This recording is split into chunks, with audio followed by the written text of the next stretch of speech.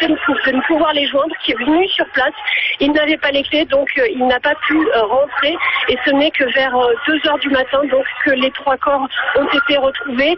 Ils portent chacun une plaie par balle à la tête. Donc cela fait penser, ce procédé fait penser à une exécution, même si bien sûr il est beaucoup trop tôt pour pouvoir tirer des conclusions.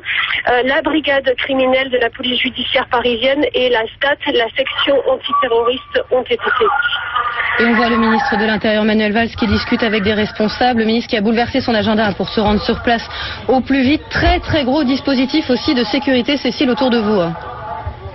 Oui, vous le voyez, donc un cordon de CRS qui s'est déployé pour empêcher la foule de s'approcher du centre, parce que je vous le disais, il y a environ 200 personnes qui scandent des slogans. Depuis tout à l'heure, on a vu aussi un monsieur s'évanouir, une foule qui est assez énervée.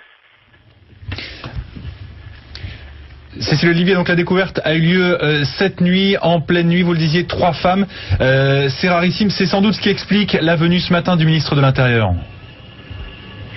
Voilà, oui, il y a le côté rarissime, donc ces 3 victimes de 20...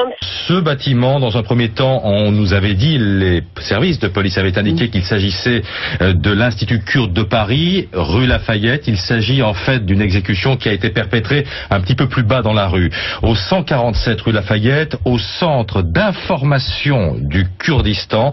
3 femmes, donc, tuées dans des circonstances extrêmement étranges, Pascal. Oui, effectivement, et on connaît l'identité des victimes, en tout cas d'une des victimes.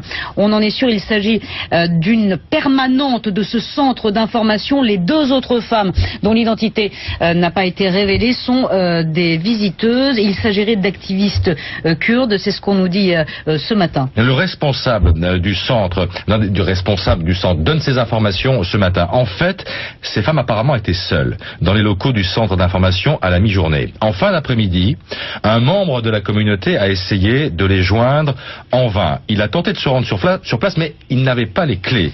Il n'a donc pas pu rentrer immédiatement. Du coup, évidemment, il a appelé la police et les corps de ces 3 femmes, donc tuées d'une balle dans la tête, ont été découverts peu avant 2h du matin. La scène peut laisser penser qu'il s'agit d'une exécution, mais l'enquête, évidemment, devra éclaircir les circonstances exactes du drame. C'est ce que disent ce matin les enquêteurs. La brigade criminelle est évidemment sur place, Pascal. Léon Hédard est avec nous en direct. Léon Hédard, vous êtes le responsable